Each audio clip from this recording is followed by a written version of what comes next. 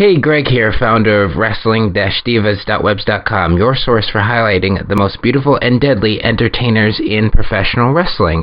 Joining me via Skype, all the way from Canada, she was trained by Rob Fuego. She is a professional wrestler of more than 5 years. I'd like to welcome the very lovely hardcore princess, Jules Malone. Hi, Jules. How are you? Thanks for joining me. Hey, I'm doing pretty good. Thanks. Thank you so much for having me here.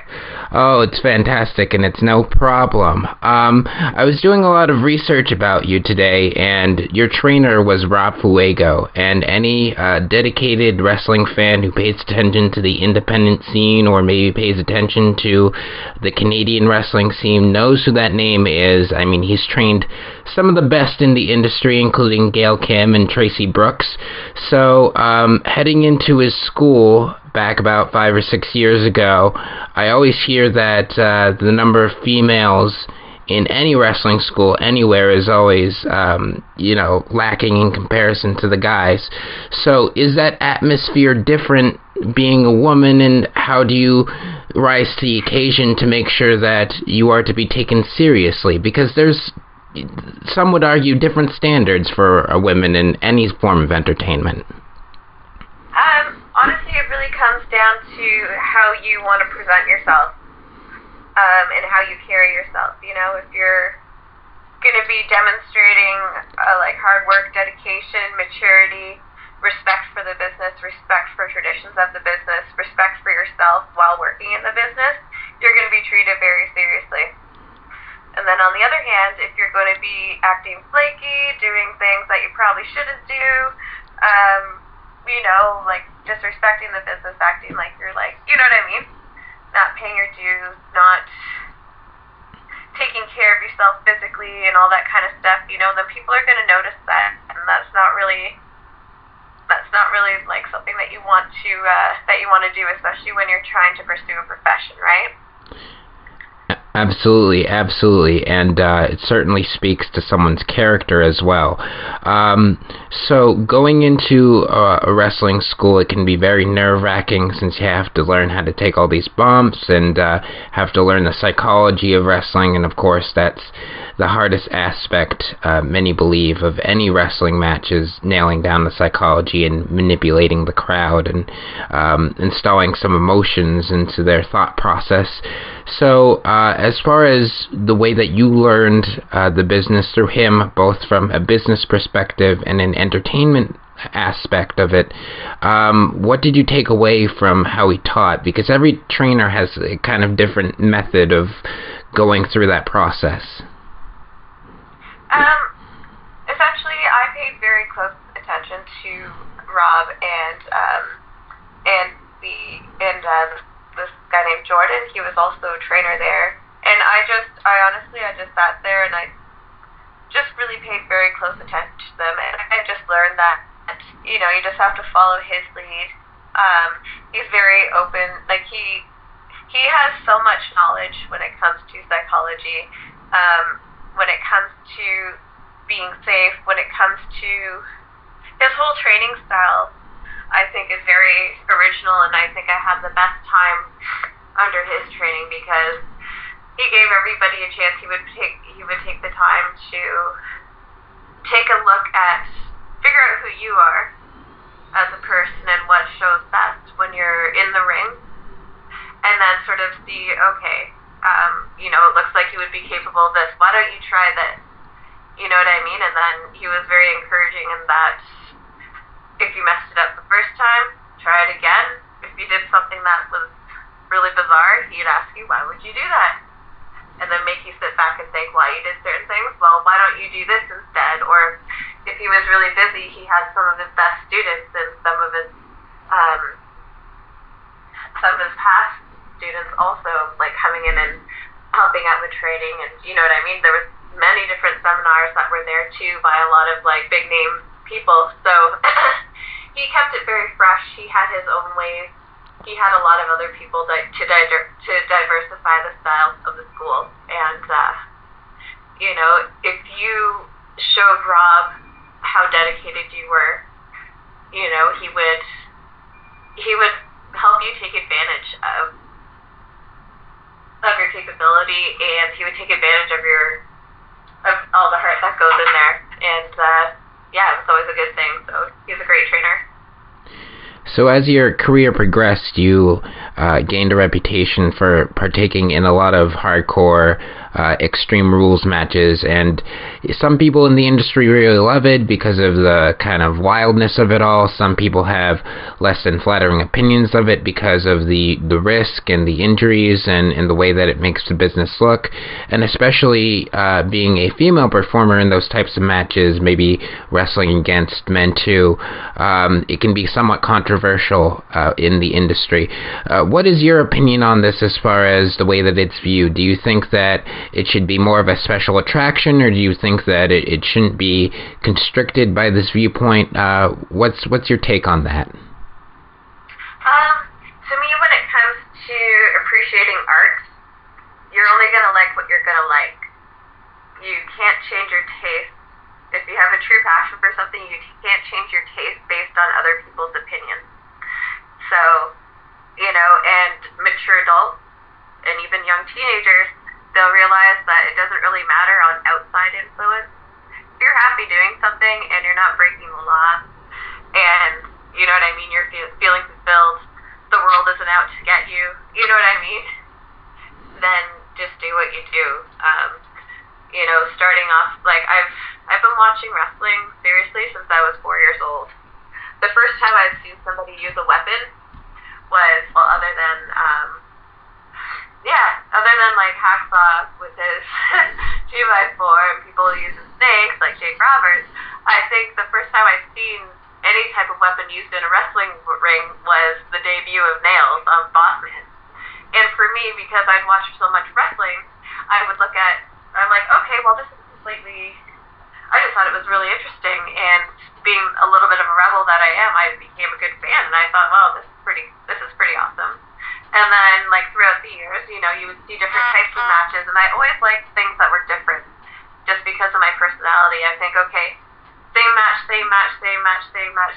and I've been watching wrestling, like I said, like 2 hours every weekend, because there's, like, WWF and WCW, and then throughout the years, like, there's more companies. I was watching, like, ECW when that came out. That was, like, a gift from God for me, because I'm like, okay, it's not everything I've been seeing all the time. I still appreciate great, like, 15-minute, 20-minute, like, competitive style matches, but, I just thought it was really great. And so when I was given the opportunity to get into that, I was like, yeah, like, I'm a little skeptical. Like, I've always liked it, but I just want to see how that feels.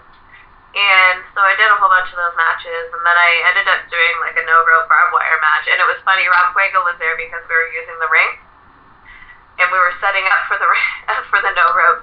He looked at me because he accidentally cut himself. And he said, do you want this to happen to you? And his head was bleeding from it. And so I grabbed the thing, and I'm like, yeah, that's what I signed up for. And he was and a lot of the guys that I had trained with thought I was completely crazy, but I got the thrill I was looking for, and, that same crowd gave me the ECW She Is Hardcore chant, and that almost brought me to tears when I heard that, because it meant so much to me, because I'm not just holding up a belt. I'm not just up there getting, like, everyone to cheer. I got to do something different, So I see stuff like that. Like, I get hurt really bad. I've been cut really bad. I have all these scars, and it's not like I'm not like a self-mutilator. Just like, you know what? I could be doing other things. I could be scarring myself by not doing something adventurous, or I can do something that makes me happy. And you know what? There's other people who like it too, and I get appreciation. I'm blessed that I haven't actually been, like, seriously hurt. I've had a few concussions, but they actually never happened in hardcore matches. I got them in regular wrestling matches. So, it's just, when it comes to making decisions, if it's something available that has a market for it, and my personality meets that, and I'm capable of doing that, then yeah, I'm going to do that. And, I only do 25% of my matches are probably hardcore and death matches, and then the other 75 are, like, full competitive wrestling matches with, like, using, like, lucha strong style, like a lot of other styles. So, yeah, it's pretty cool, and gonna like it, but that's what makes everything original. That's why you have a gimmick. You don't want to be cookie cutter, right? Absolutely. And you just went over a little bit of your style, whether it be in hardcore, regular matches, lucha. Obviously, everyone knows what that is. Strong style, using kicks, having more of a brawler mentality. When you step into the ring, regardless of what match it is or who it's against, psychology is very important, and it's quite important for fans to associate something with your character, whether it's your look or something that you do at a certain time, move-wise, or just your mannerisms as far as the way that you react to what's happening in the ring. So when you go out there and perform, or when you go out there and even just cut a promo, what is it that you want fans to take away from your performance? When I think about you as a performer, what do you want me to think about? I want people to look at me as an aggressor. I want people to look at me as an actual skilled athlete when I need to be. I want to be able to have people see that I'm a fighter with absolutely no fear, and I'm not an average female wrestler. And, I just show that there's really no limits to, the type of match. And then also at the same time, I have to be like, okay, well, honestly, okay, there's going to be, I'm at a deathmatch tournament, so I don't need to be doing all these crazy, complicated technical moves. I'm going to give them what they want to see. You sort of adjust to the market, but at the end of the day, everything is going to be strong. If there's a whole bunch of children, I'm still going to be doing body slams on people that are 30 and 40 pounds heavier than me. I'm still going to be lifting and picking people up, but I'm going to do it in a manner that people are going to be like, okay, she's not skipping around, she's not doing that sort of thing. She's actually able to carry herself as a strong female athlete. It just depends on how vicious I want to be that day, too. If I'm in a bad mood, it's going to get really bad. Don't cross you. So you said earlier that you've been watching wrestling for quite a long time, about 20 years, if not more, and the state of the industry as far as the way that it's viewed has certainly changed, and the competition that's out there, that has certainly changed as well. And certainly with technology and that growth and social media and how unprivate everything is, it's certainly changed just culture in general, let alone the wrestling industry itself. Some argue that professional wrestling is dead, but sports entertainment is alive. So I just wanted to get your opinion on that whole sort of viewpoint of how the industry has changed. Do you think that technology has helped it for the better because of giving the indie scene more spotlight, or do you think it's hurt it at all because of the spoiler alerts and whatever else that is out there? What's your opinion on that?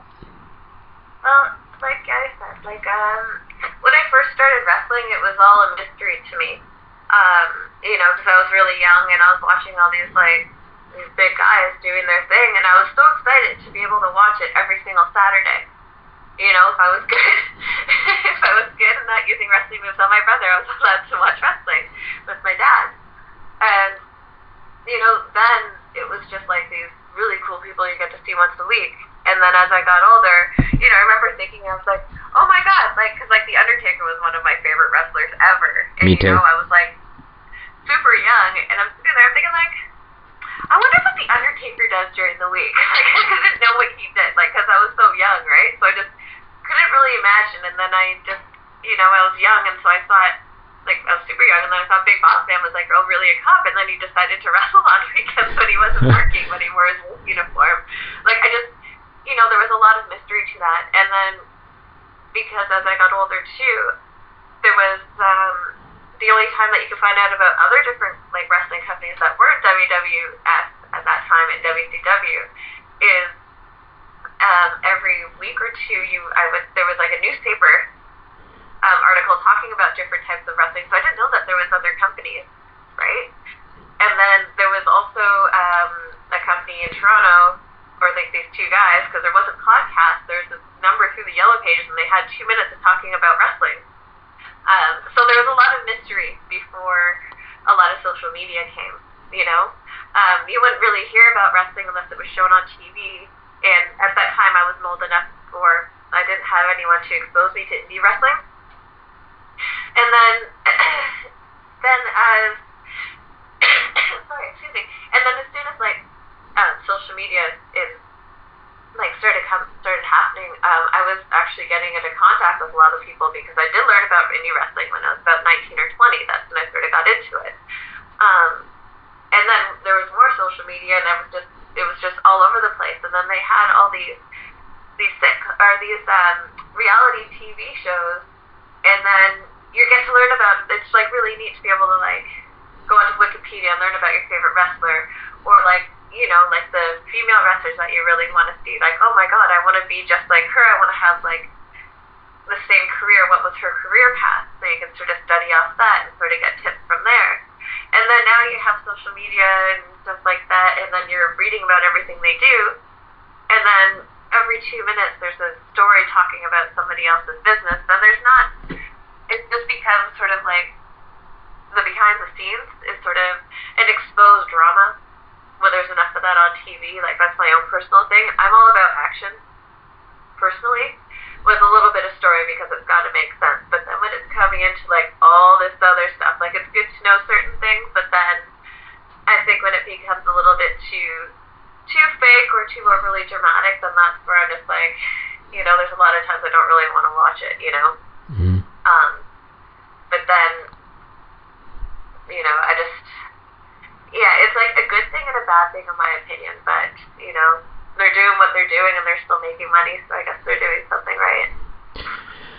So you just alluded to earlier how, when you were younger, there wasn't as much internet or social media and everything wasn't in your face, so you could sell the characters a lot more easily as far as convincing the crowd that they are a face or a heel or anything in between that. So nowadays, when everything is exposed, how do you sell the illusion of promoting this legitimate fight? Because that's what wrestling is. It's a planned performance that's sold to be looked like a legitimate fight so that people anticipate and kind of bet on the outcome. So how do you sell that illusion to the crowd nowadays? I think you just have to have intensity. You have to have that fire. If you're not able to, and I was told this actually, I was told this, about a year or two ago. I was on a tour, and if you're not doing an actual video promo, as soon as you go through that curtain, regardless of your music, regardless of what you're wearing, that's always good to have everything going. But it's up to you to be getting the fans' attention in a positive or negative way, Like this one time I was a heel, and I didn't really look like a heel. I was doing that sort of bubblegum type thing. I don't know, it was something I was experimenting with. But halfway through, or at the end of that match, I had kids friggin' spitting on me. Because they hated my guts and everything. And you know what I mean? You have to keep them engaged, and it's kids. And you're doing things to where the parents aren't going to get mad. And when I hit, I'm stiff, and people might not like that, which I understand because it probably sucks, but it's just one of those things. You have to have that intensity. You have to have that crispness. You're only as good as your own dance partner, right? Mm-hmm. So both people need to be fully engaged. People need to be on the same page, It could just be you. You could be doing your job. If the other person's not doing their half, your dance is only going to look half as good as if you had two people that were 100% engaged. So, I go into a lot of mine. I know what some people aren't okay with how stiff I am or certain hardcore stuff, which is fun. Because, there's certain things I don't like too much, certain moves is regarding the back of my head, because I've had a couple concussions. But you sort of work through that, and you're well, we can take the best of what we both like and then just go from there. And then we got this right, so the crowd's absolutely going to love it, and then there we go. We have another one for our to send in, So as far as the way that females are viewed in the industry, I've heard a lot of different opinions about this, and I can certainly see this side of the story that when people say, and female athletes say in the industry, I want to fight just like a guy, some people think that's the wrong approach because they still want women's wrestling to be something special, and they still want to see that femininity, even if you have a character that's not all about, let's take off our clothes and show off sex appeal and everything like that. So what's your approach to how femininity is displayed in wrestling? I think to be feminine, you are your own woman. So, you can have, you may not be 100% matching what society makes feminine, but if you go in as like a confident woman, that's probably the sexiest thing you can do, right? If you're going in there with 100% confidence, you don't need to have like the perfect face, the perfect hair, whatever, but if you're all 100% like fully composed, that's what is going to get everyone's attention, If all you are is looks with the 50%, you're like, and you're like just 50%, I guess, commitment to wrestling. It's like, okay, I only know a couple moves here. I'm only going to be this and that. It's not going to change. That can only really take you so far. And I think it's just really important for the girls just to sort of actually, and it counts for everybody, just be what you want to be, but you have to be mindful of that this is a profession, and so you have to take a lot of other things into consideration because, there are some people which, have done not the right things to sort of get their places and spots, and then you have other people who have lied to get to their spots, and if you just sort of do things all the right way, the karma's going to stay there for you, and it's going to last a lot better. So, to keep things feminine, just be like a woman, and just do what you want, Just stay classy. Like a little bit classy. Absolutely. So before we wrap up, this is always a tradition in my interviews, and always the toughest question out of anything that I ask. If you could sum up your experience as a professional wrestler using just one word, what would it be? My experience, I'd say, I would say it's probably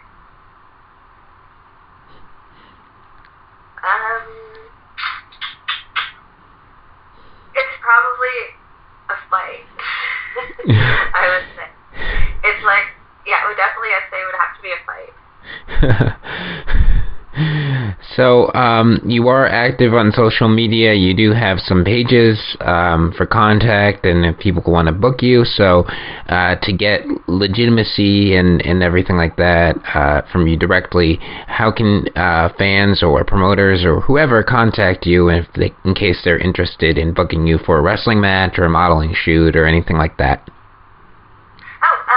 The best way to contact me is by email, jules666@gmail.com. I have Instagram. It's the Jules Malone. Twitter is @Jules Malone, JEWELLSMALONE, and then I have my Fans of Jules Malone Facebook account also. And then I have probably about a good 30 matches on YouTube. So people are definitely welcome to check out. There's a whole bunch of new ones that are up there too, from like JCW, a couple of death matches, and a couple of new competitive matches too. Yeah. Absolutely, and thank you so much, Jules, and I wish you all the best of luck. I've been a fan of yours for quite a long time, and you're, I think, my 10th or so special guest from Canada, so it's always an honor to introduce an international talent to those who may be unfamiliar. So I really appreciate it, and best of luck to you. Great, thank you so much, and just let me know and I'll plug this as soon as it's ready.